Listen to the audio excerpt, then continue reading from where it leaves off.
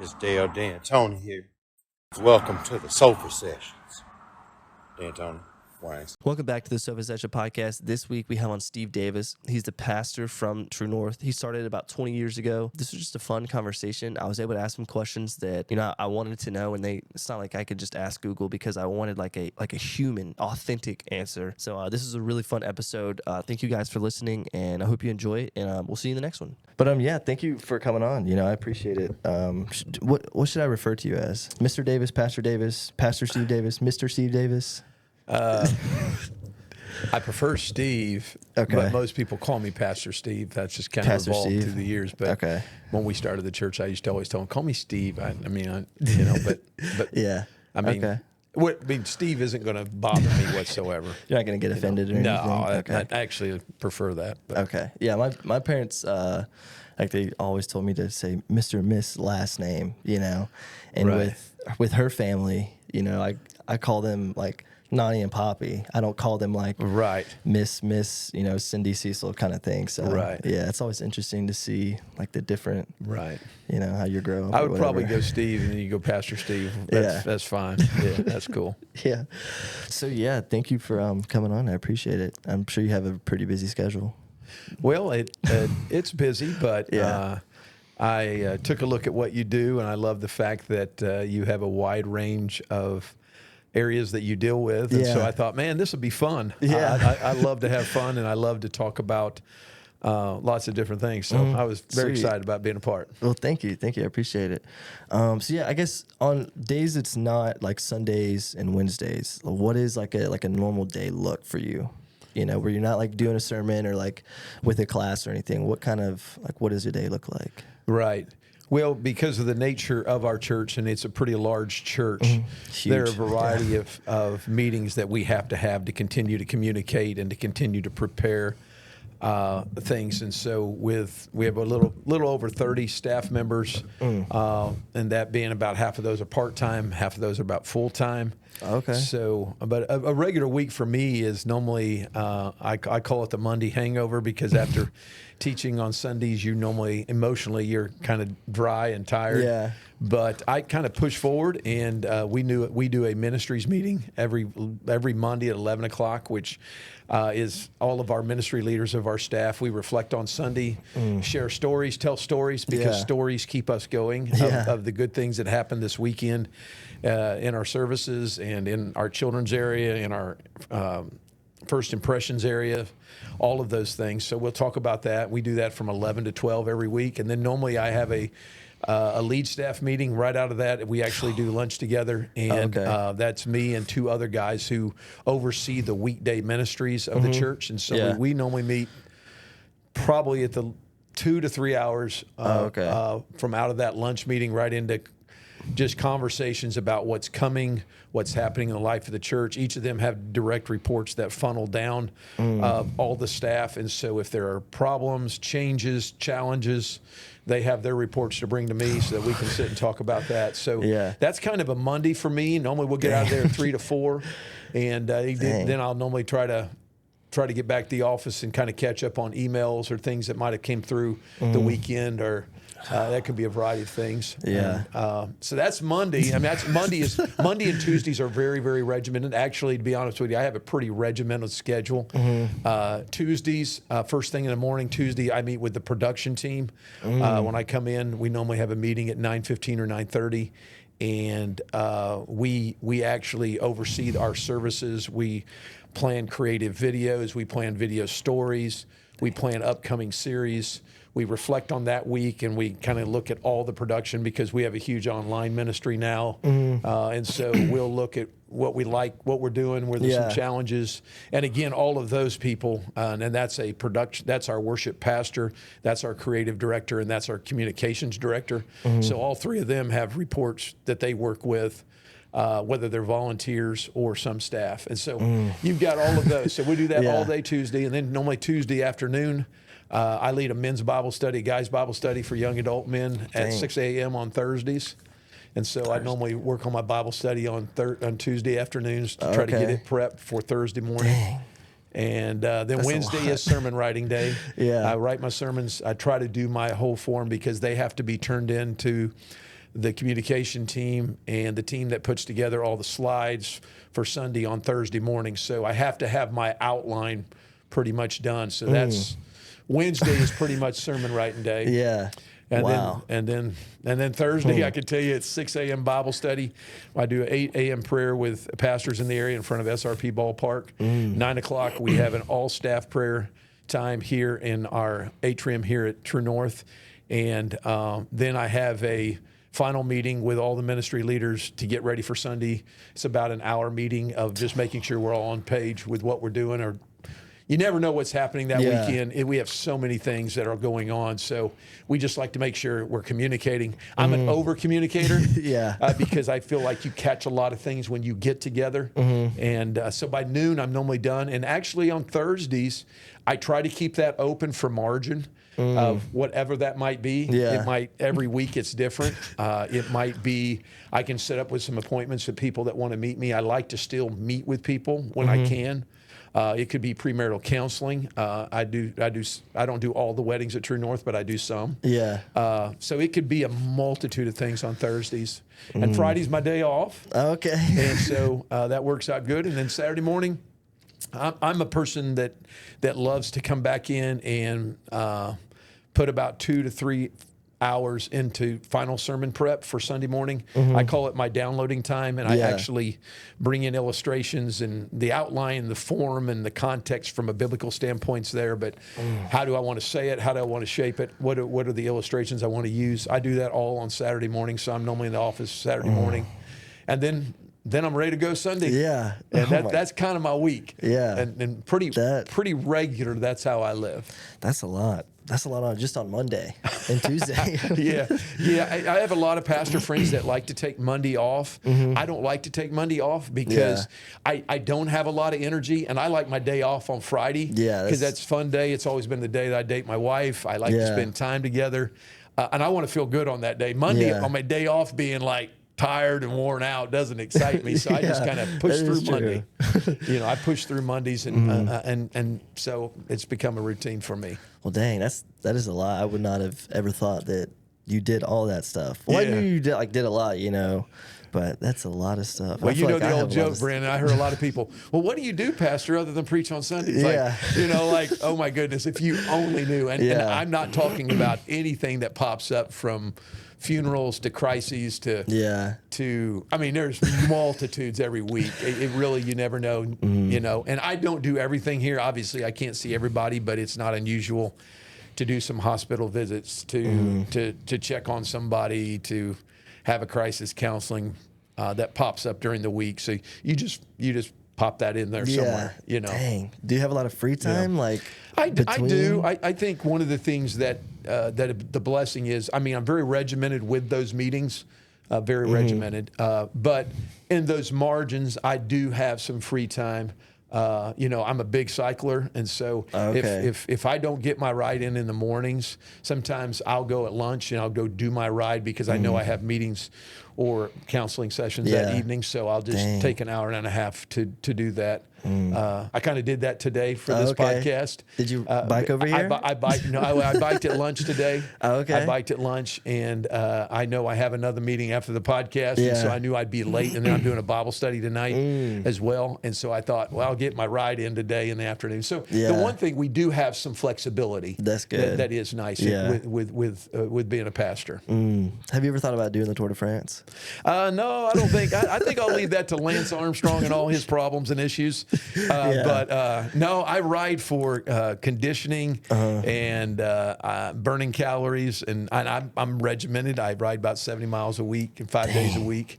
But it's become therapy for me, mentally, emotionally, physically, to just go out and ride an hour. I normally ride about 50 minutes to an hour. So. Do you listen to music or anything when you do that? I listen to music. I listen to podcasts. I listen to leadership podcasts.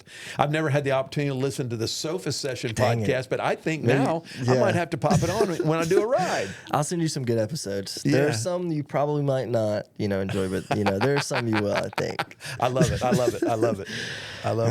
Yeah. So if I ever, were to bike, I don't think I could do it without music. Yeah. It would just be so boring. No. I feel like.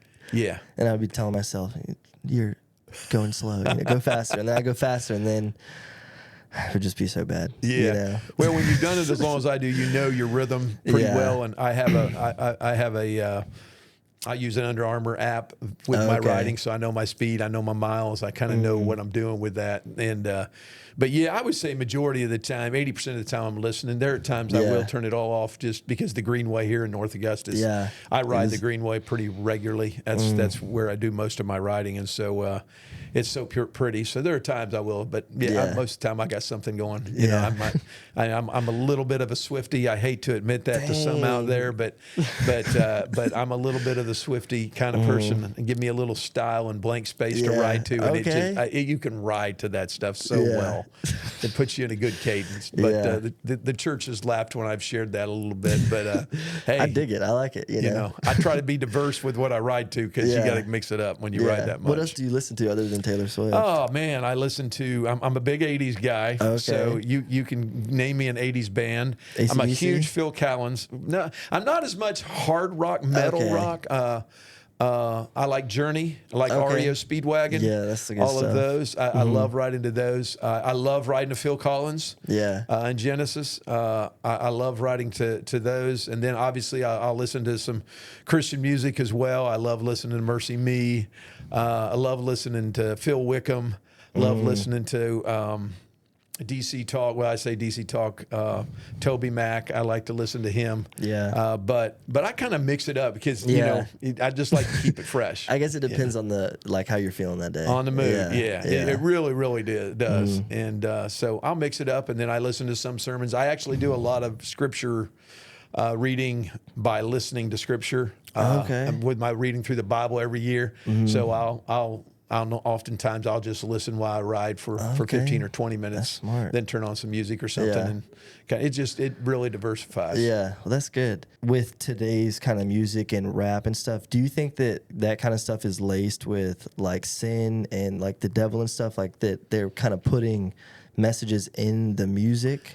Right, the old backmasking thing on the old albums years ago. You know, I really don't. I've always compared music to steak sauce, and I know this may sound funny, but I think there's all kinds of styles. Everybody has their own vibe and their own genre of music they like to listen to, and so for me, you know, I'm more concerned about lyrics than I am how those lyrics come out. You know, I definitely believe what you put in does come out of you. You know, I think if you constantly have a diet of stuff that's unhealthy, McDonald's. And stuff, whether it's physically or even emotionally, I think if you're just pouring junk into your soul, music that doesn't help uplift you and help build you, or it doesn't invite you to think about things that are good and right and true, I mean, that's going to be the direction of your life. And so I think I'm more aware of what are the lyrics. And again, I don't mind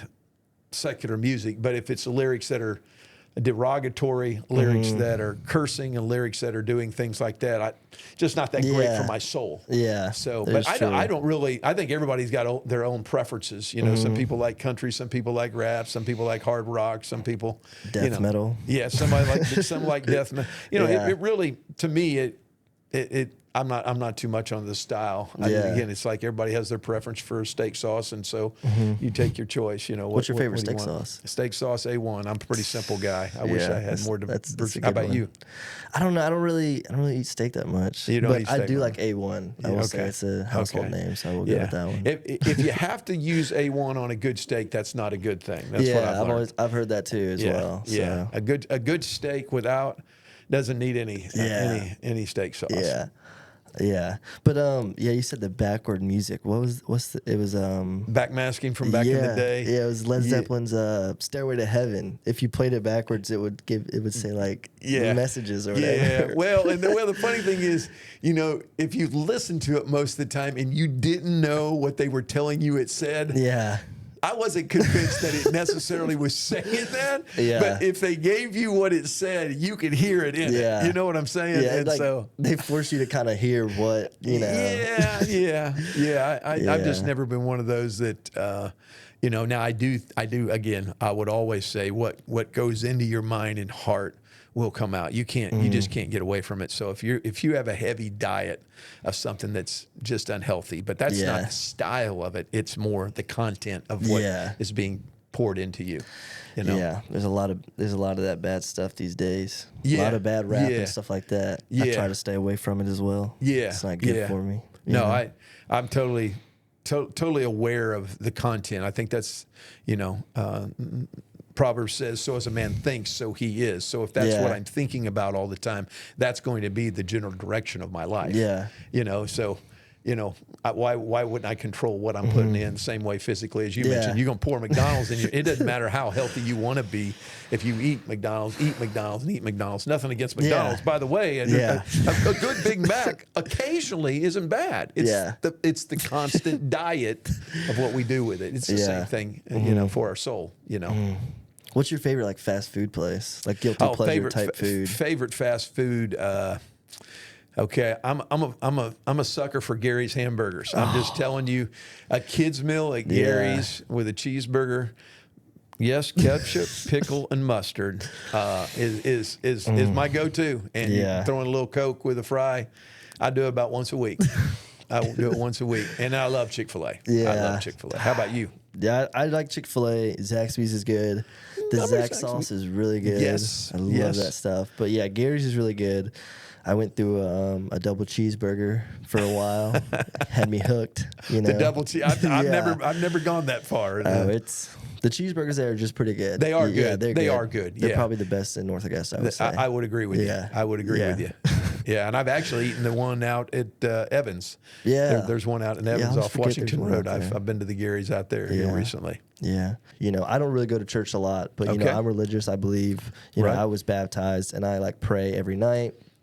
I pray when, things don't go right or things could have gone wrong, but they went right, like a crisis, like you said. Right. So, do you think that going to church, that you should go to church, even if you do believe? What do you think going to church would help with, I guess? Right. Well, if you go back to what is the church, from the New Testament, and you look at how the church evolved after Christ died and rose again, the church is what in the Greek is called ecclesia, which means anyone that's been called out. They gathered together really just to celebrate Christ and to worship him and to grow in his teachings. That was what the church was. It was a community just coming together in one mission together to love Jesus, to worship Jesus, and to learn more about how he wants us to live. So that's what the church is. And so to me, as a believer, that's a place that you get encouragement, get support. Your own faith is ignited by being a part of believers. It should be. That's what it should be about. And so in that regard, I think it's not a checklist that you check off so that you can impress God, because a relationship with Jesus is not a religion. The difference between relationship and religion is religion says, I'm doing these things so God will be impressed with me, and so that in some way I might find my way to heaven by my works. Relationship is what Jesus has already done for me when he came in God in the flesh, died, and rose again. And he offers me the gift of a relationship with him because he forgave me. My works are never enough before a holy God. So for me, it's a relationship, and church is a way to encourage your relationships. Almost like what I believe the family dinner table is. Yeah. I have 4 kids, and I'm a big believer in the family dinner table. I think that's one of the things that's happened in America with all of our activities. We have splintered the dinner table, and so to me, when we're the body of believers, we want to come together. Just like my kids, they used to love to come to dinner. Why? Because it's where we sat, we hung out, we laughed, we ate. That's what the body should be. So to me, people shouldn't feel like they have to go to church. People should actually want to go to church. Because when I leave there, I always feel better. When I leave there, I'm always more encouraged. Sometimes when I leave there, I'm awakened to where I need to go or what I need to be. But to me, that was what church was supposed to be. It was that kind of uplifting thing, and that kind of challenging thing, and that kind of thing that was created something that made me want more. Yeah. And so that's kind of what it is, and that's what we try to create here at True North.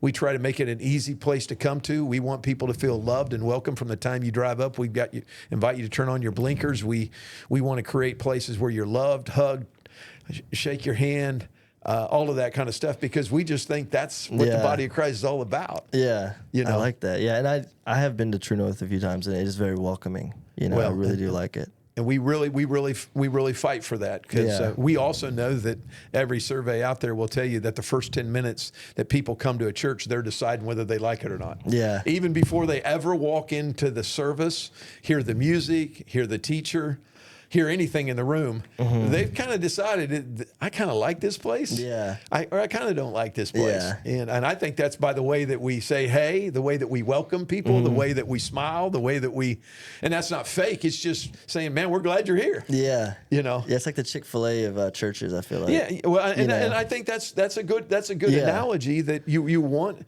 people to feel welcome, because I gotta believe if Jesus was on the doors welcoming people, they would be really glad they were there. Yeah. I just do. I really believe that. You know. Well, how did you get into being a preacher? How did you like get into going to church a lot? Yeah, I was fortunate enough that I grew up in central Illinois, the land of soybean and cornfields. If you've ever been to Illinois, most of Illinois is flat in the central part of Illinois, and it's all cornfields and soybeans. Yeah.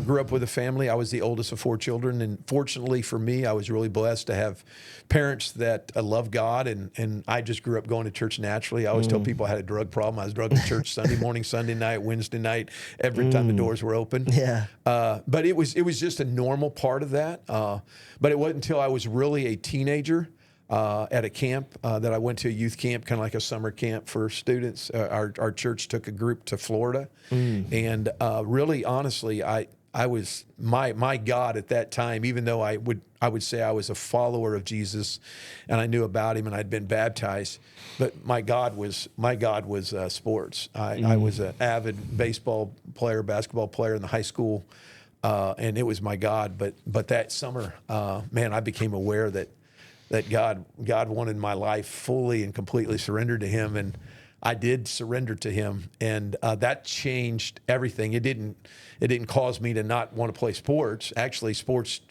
my sports career in high school after that actually took off at another level. But my centeredness around Him being my purpose and not sports being my purpose changed dramatically. Really? And so I went to college. I played college ball. I played college basketball, college baseball. Actually, went to school up in northern Illinois near Chicago. Okay. Played at an NAIA school up there, Olivet Nazarene University. Played 4 years. Dang. And that's all I did. I played basketball and baseball. I wanted to be a Major League Baseball player. Played on some really great teams in American Legion baseball, and honestly, never ever thought about ministry. I wanted to coach. I wanted to be a player, and then my senior year, or actually my junior year of college, I realized I had changed my major 3 times. I don't know if you've gone to college, but a lot of times when you're a freshman and sophomore, you don't know what your major should be. Yeah. Everybody tells you what it should be. I remember I changed it 3 times. And by the time I got to my junior year, I looked and I was like, darn it, I'm not going to be able to graduate because there's no major small enough. So I went to the catalog. I kid you not. I went to the school catalog, and it was a Christian university.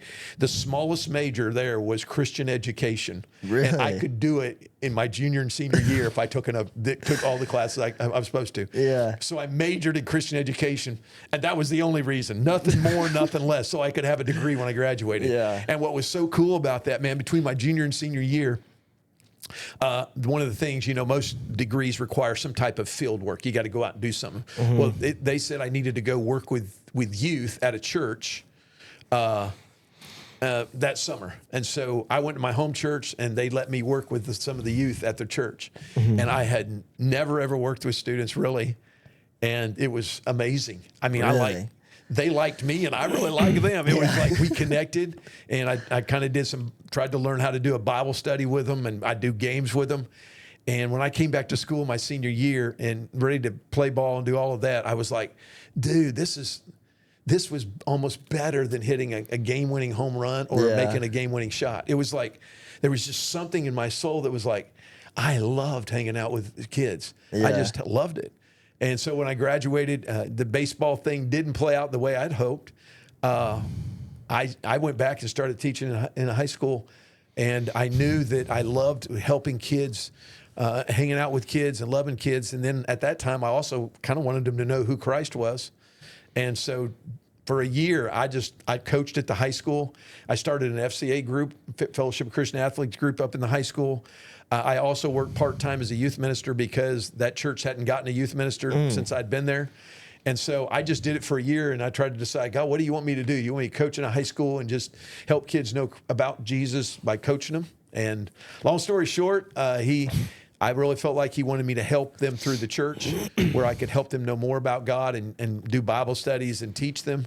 Whereas in the school, I would spend more time teaching and coaching, even though I could share my love for Christ with them. And so that's kind of how it came about. So when I decided that, I decided to get more schooling, and I went to seminary in Louisville, Kentucky, where I got my master's degree in Christian education and youth ministry. Yeah. And I started being a youth minister, and that's what I did. I met my wife there in Louisville, Kentucky, and then when we graduated in '90, I started doing student ministry in Southern Illinois.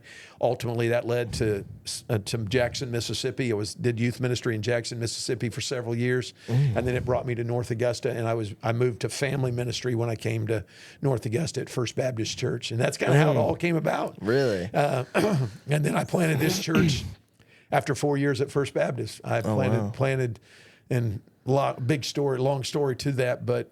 Yeah, it's just, I have honestly never, ever seen what I do as being a job, but just a calling. It's what I love to do. I mean, it's what I would be doing whether I got paid or not, this is what I love doing. I've never not loved what I'm doing. I just love it, and I enjoy it. There's hard days, just like any other job, but at the bottom of my soul, I've always, when it was with students, and then when we planted the church, I knew I was supposed to do this, even though I didn't want to be a pastor. I always tell people, I still don't want to be a pastor. The weight that comes with it is not something I ever wanted to carry. But I just love people. I love Christ. I love being with people, and I love being about life and enjoying life and all that comes with it. Yeah, dang, that makes me jealous because you don't even work. In my mind, I don't. I mean, I love what I do, and that's why, don't get me wrong. Every job has times where there's a grind that comes with it. You don't wake up every day, but in the depth of my soul, I could say this is what I would be doing. If I could choose anything on the planet to do, this is what I would be doing. And it has nothing to do with money or any other thing, just because this is what I was created for. Yeah. That probably makes you really free too. It does.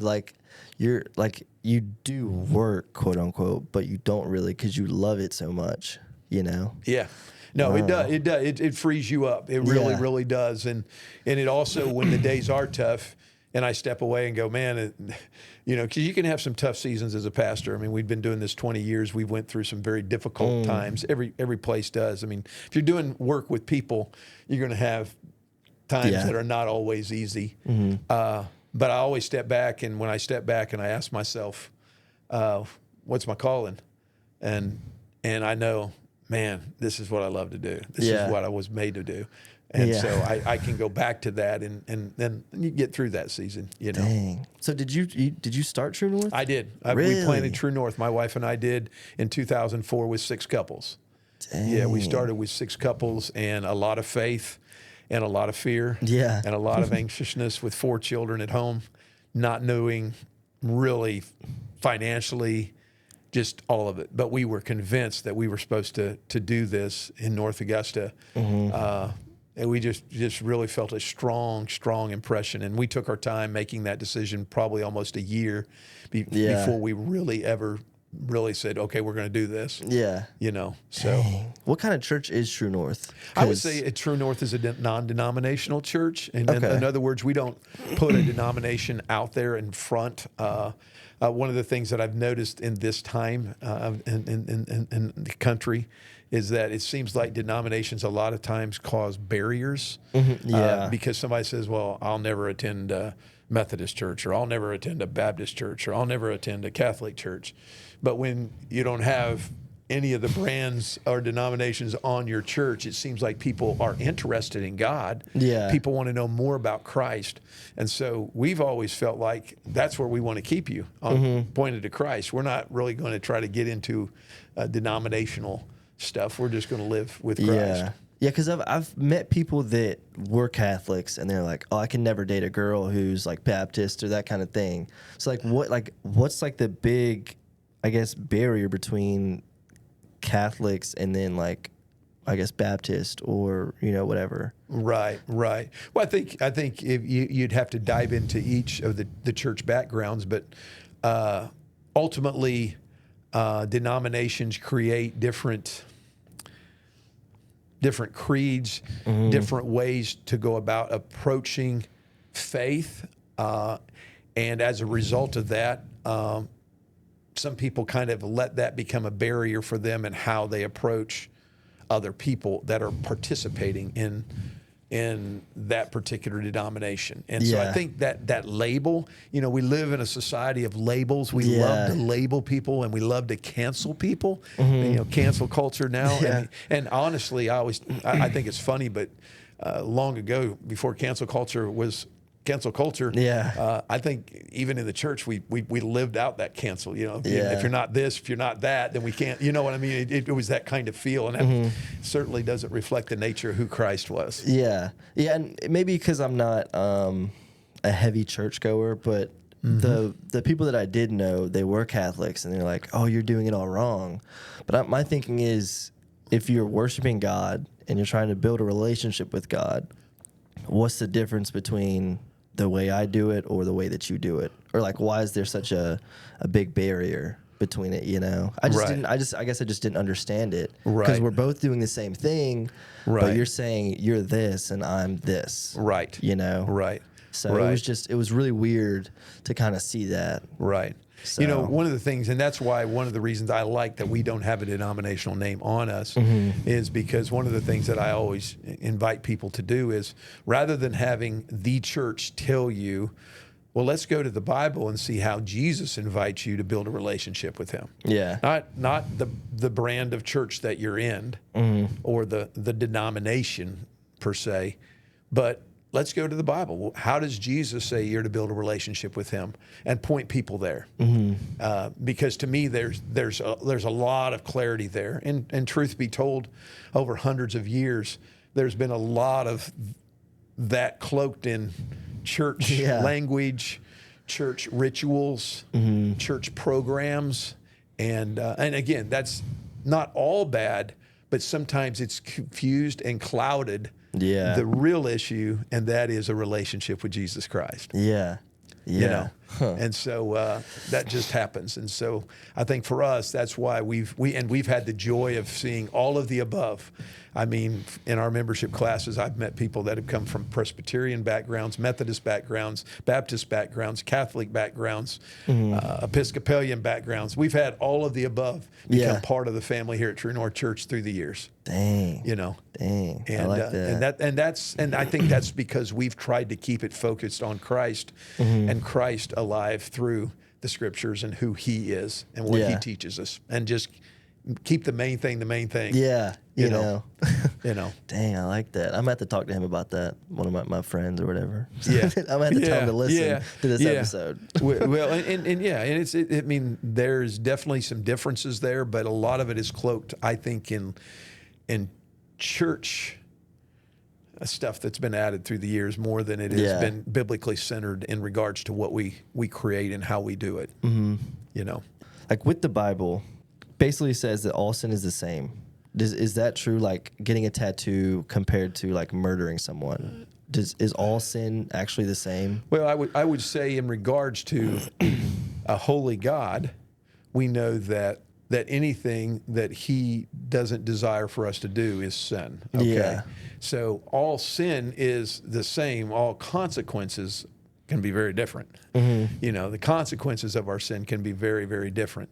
And I think it seems like that when we recognize in Scripture this understanding that God, number one, values life. That things connected to life and death, that they have incredible consequences to them as a result of the fact that God values life, because He is our creator.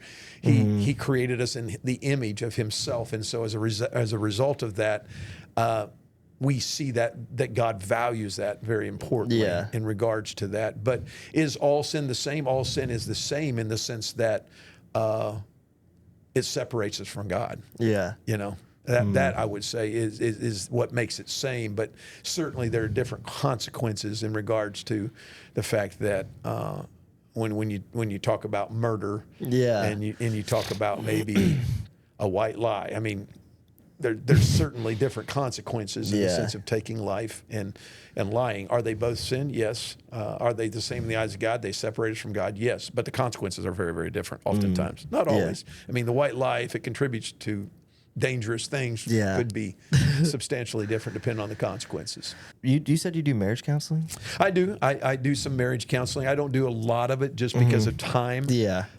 We have several pastors on our staff that do counseling as well. Okay. So I do a little bit of it, but not a lot of it at this stage. Have you done it like over time, or you've done it just recently? No, I mean, it's been something in 20 years through the journey. You know, I would different times. A lot of times, unfortunately, couples come to me when they're on their last leg, not the first leg of some of the frustration that they feel. But so it's part of what I do. It doesn't dominate the landscape of what I do at this time, because we have several pastors that can do it, and I try to recognize that I can't do everything. So I got to keep myself on the things that matter most to the vision and the life of the church and what God's called me to do. I gotcha. So are those conversations confidential?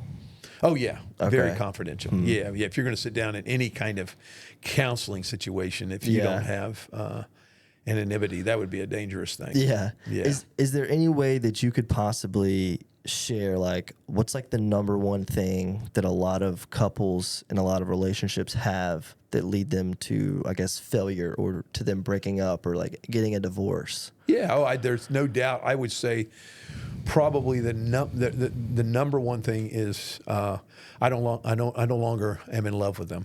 That's the number one reason people will begin to step out of a relationship. Yeah. And that's where my wife and I, even we've taught at True North on 3 different occasions on that particular issue, because for us we stumbled into a book 10 years into our marriage that grabbed our attention and awakened us to the reality of their intentionality to stirring emotional and romantic love in your relationship. 10 years in, 20 years in, 30 years in, that has to be intentional. And so that kind of awakened us to that. So I would say number one is that in love, and then number 2 is normally conflict.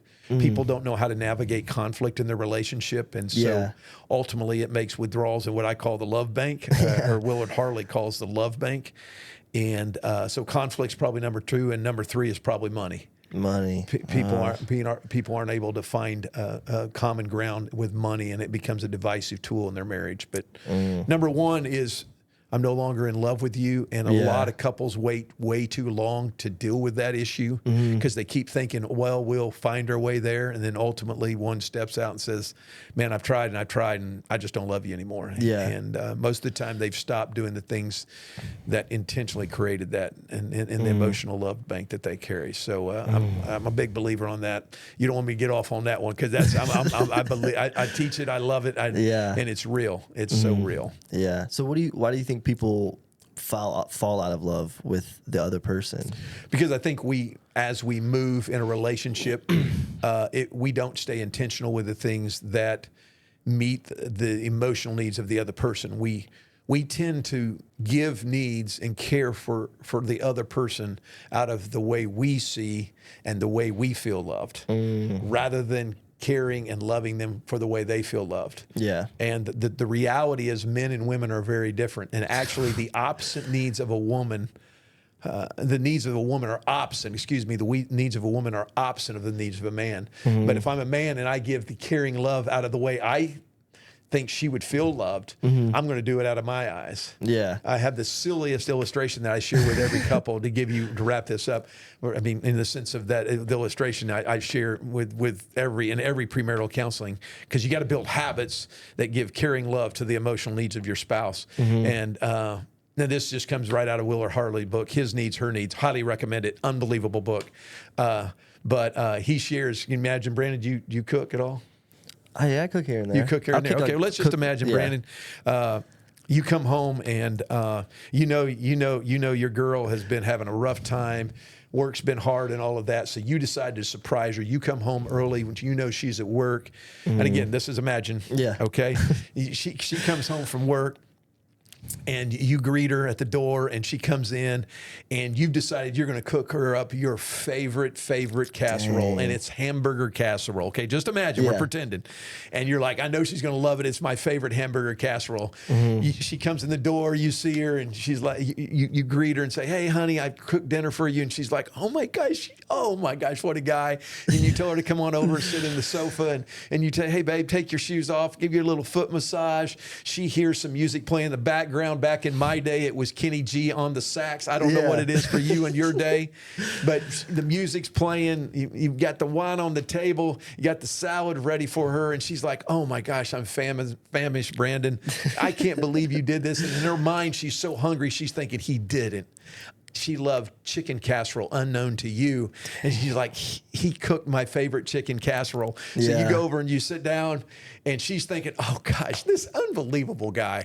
And you go over and you're getting it out of the oven, and you're thinking, man, I did this right. I did this right. She's going to love my hamburger casserole. You pull it, bring it over to the table. She's thinking, oh, my favorite chicken casserole. And you pull the lid off the thing, and she sees it's hamburger casserole. Now, if she's a nice young lady, she's going to say to you, I'll eat some of it. And she won't probably tell you initially, because she knows how much you've given her. But I want to ask you something, Brandon. Yes, sir.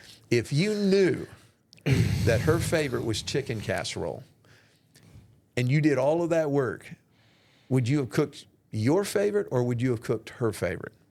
I would have cooked chicken casserole, yeah. Okay, buddy. That's a good answer, dude.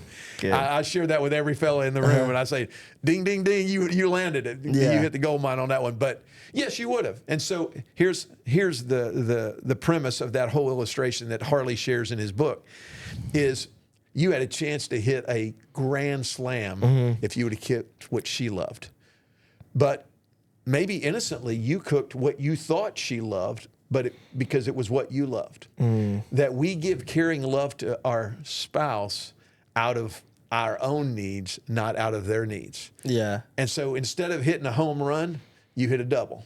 I mean, yeah, she had a great night. I mean, look at all that you did. It was great, but you could have knocked it out of the park. Yeah. If you would have cooked what she loved. So, man, for me and my wife, when we were 10 years into our marriage, and when we start reading this, and she's going, oh yeah, there's some things that you don't do that would really be home runs.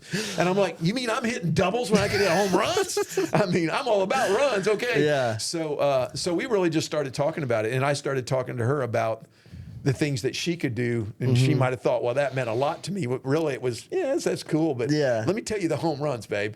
And that really, really opened our eyes to the reality of how we can love each other to the things that matter the most. And I think in courtship and in the early part of a relationship, you do those things naturally without even thinking, because you've got this attraction, you've got this chemistry, you've got that desire. But then as you move into years of relationship, habits form. Yeah. And they're not habits that are what once we did. And if we're not intentional and we're not aware, all of a sudden we stop doing the very things that caused us to fall in love together. And so we talk a lot about that. But His Needs, Her Needs by Dr. Willard Harley. Great book. Great book. Will you go ahead and order that for us, please? Yeah, it's so good. Man, I've done book studies with couples groups with that, and it's just so rich, rich. So you and your wife have been married for more than 20 years, right? Yeah, we've been married 33 years. Wow. Yeah, that's 30, a lot. 33 that's years. Older than me. That's 10 years older than me. That's crazy, isn't it? That's crazy. Now you're aging me, but that's how old I am. Oh, well, you're very kind. Thank you so much. Thank you. So were there ever hard times in the relationship, marriage, and what did you guys do to get out of it and to further on the marriage? Yeah, we had a very difficult first 2 years. We were married. My wife and I, we met and got engaged in 6 weeks. Really? Okay, I met her in a youth ministry class in seminary, and 6 weeks later I said, would you marry me? And we had never known each other before that moment. Yeah. Do not at all advise that. And we met in February, got engaged in March, and got married in August. And a year later, we had a preemie baby at 26 weeks. It was 2 pounds, 6 ounces, my daughter. God did a miracle and saved her life as well as my wife. It's a whole nother story. But then under another year later, we had a son. And in those 2 years, we were ready to call it quits. It was a very, very difficult season. I was a youth minister, very busy. I was away from my family. She was away from her family in Virginia. And we were in Southern Illinois, and it was very difficult. But we found a way to fight through. And I'll be honest with you, Brandon, I tell couples this all the time. There are sometimes a season where the only thing that holds you together is the fact that you committed before God that you were going to stay through and walk through this difficult time together, and you just stay committed to it. Yeah. And we had great circles around us. And I think sometimes when couples get to that point where it's so hard and life circumstances don't feel in love anymore, money has become an issue or conflict, what I've noticed, Brandon, a lot of times couples will begin to put voices around them that tell them what they want to hear. And we were grateful that we had circles around us that would say to us, stay the course. Yeah. Stay the course. God's still with you.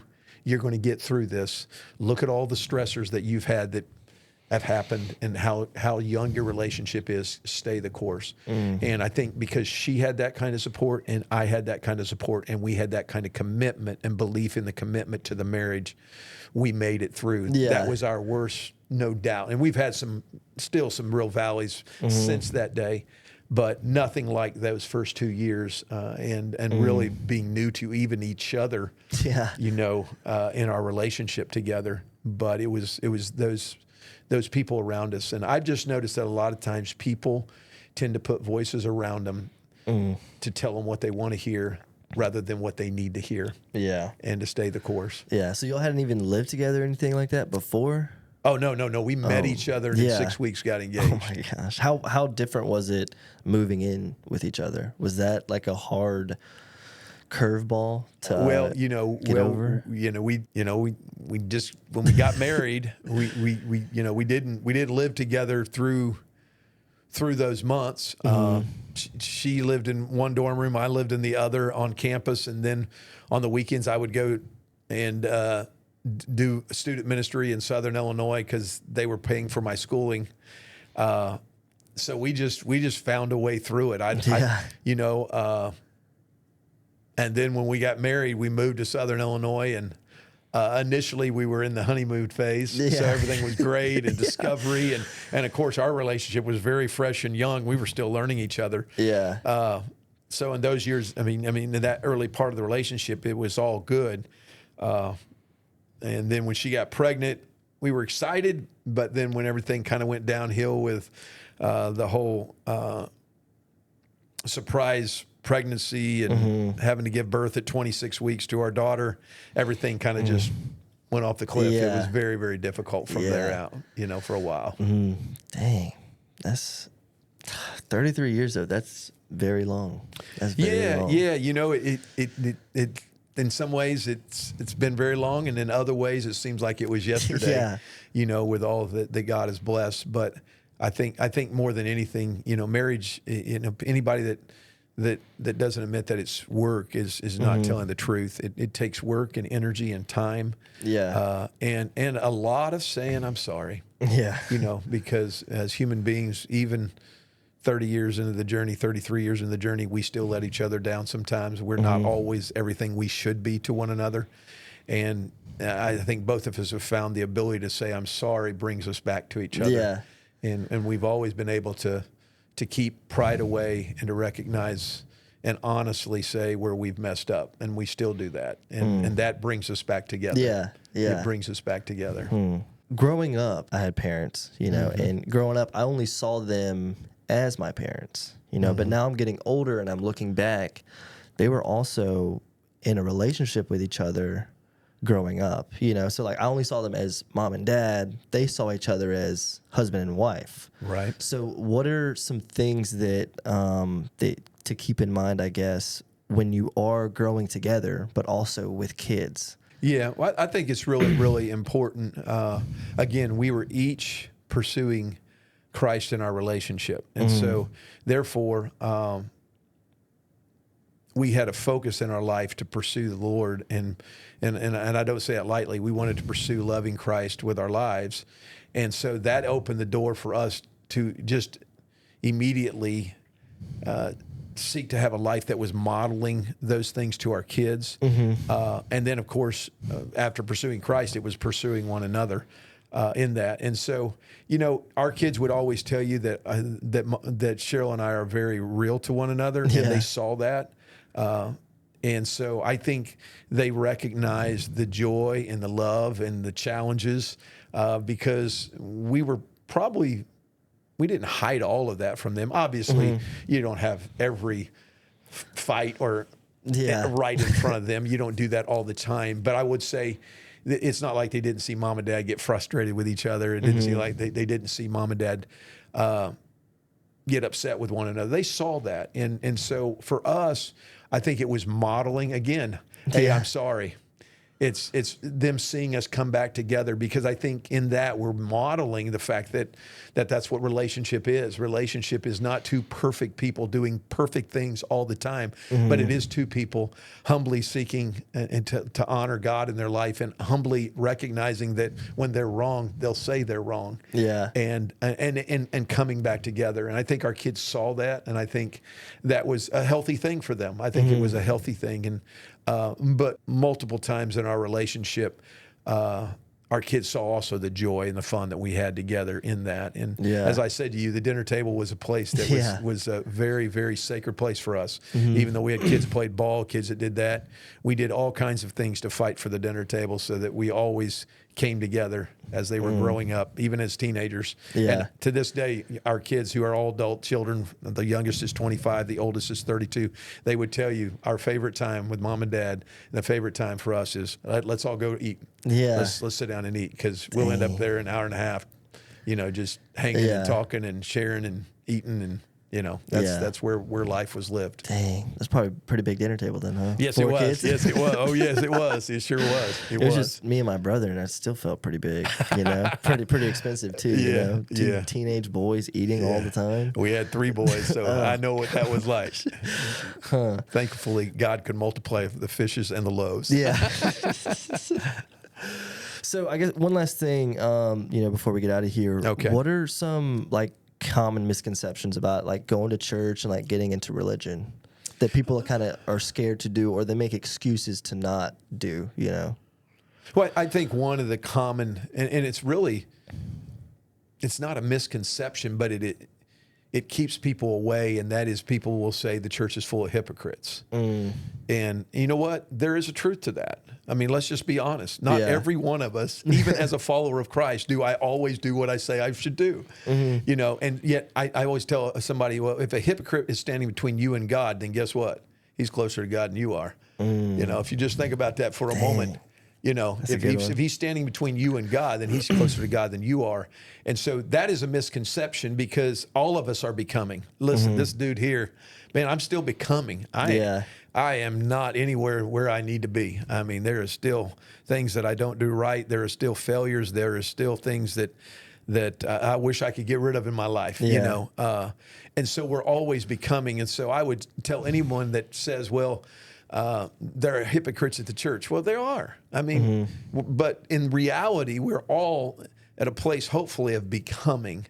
And so I think that's one misconception, and I think honestly, that's oftentimes the lie from a spiritual standpoint. It's a lie of the enemy, but I also think in a human standpoint, it's an excuse we use. Yeah, it's just easy to throw that out there because we don't want to take that chance. And I think the other thing that oftentimes, and I think that's changing to a degree in culture, but I think a lot of times people thought when I go to church, I'm going to get beat up on what I'm not, rather than going to church and hearing what I could become. Yeah. And I think there is a change in our culture where a lot of the preaching and teaching, not that it's not truthful, but it's also graceful. It's also life-giving teaching. And I think people need to recognize that there are a lot of churches out there that are actually life-giving and encouraging you. And I think sometimes maybe in past years the church has got a bad rap where I go there and I just leave and I just feel like I've just been beat up. And certainly we all need to be beat up sometimes. I don't mean that in a way. I mean truth can beat us up, but truth that's given in love can be a healthy way to receive that. I mean, there's not a coach on the planet that doesn't want to give a player some truth in love, because the player doesn't get better. Yeah. Musician doesn't get better if there's never any truth. He just stays the same way. So certainly we want to be teaching full of grace and full of truth.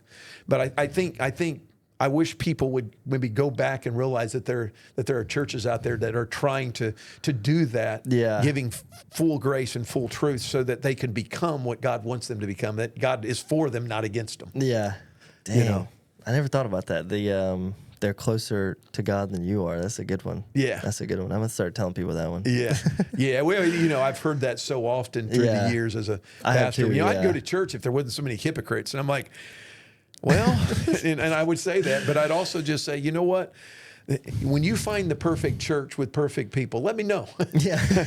Because I've never met one, and I don't think I ever will, because we're still fallen human beings saved by the mercy and the grace and the love of God, who's inviting us in to become what He's called us to be. Yeah. Isn't everybody a hypocrite, though? At some level, yes. Yeah. There's not anybody that's not. Yeah. There's hypocrites outside the church. Right? Yeah. I mean, they're the same way, because we all fall short of what we would like to be. Not every one of us do. Yeah. Yeah. Well, thank you for coming on. I appreciate it. Well, Brandon, I hope that we've been able to share some things that could enrich your audience and encourage them. I think so. I'm really honored that you would even think of me to come. Of course. I think it took a lot of people would say, I'm not going to invite a pastor on a podcast, but thank you for just being open enough to take that step and inviting me in. Yeah, thank you for coming on. Honored to be with you. And hopefully there's some things people could glean that would encourage them. I hope so. Well, thank you again. I appreciate it a lot coming on. Well, thank you for having me on Sofa Sessions, and I hope this podcast continues to do well for you. Thank you. Thank you guys for listening. I appreciate everyone listening. I appreciate Pastor Steve for coming on. Thank you guys for listening and the continued support we've been having. And we'll see you in the next one. Got my soul in a choke. I feel like I can't breathe. Keep my foot on the gas. My life in full speed. Feel like I